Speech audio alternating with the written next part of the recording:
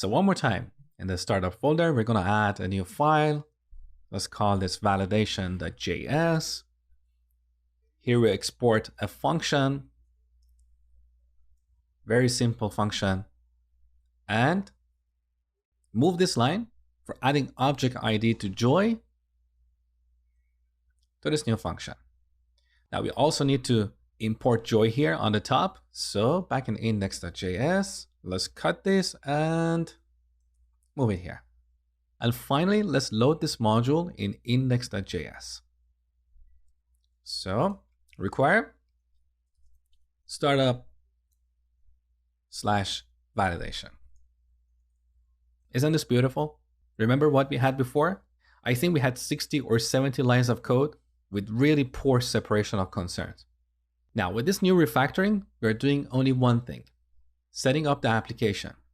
The details of logging, the details of routes, the details of database and other aspects are delegated to other modules. This is single responsibility principle in practice.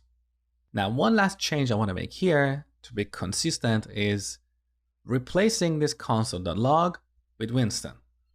So let's load Winston, require Winston, and then we call Winston.info. That's better. So back in the terminal, let's run the application.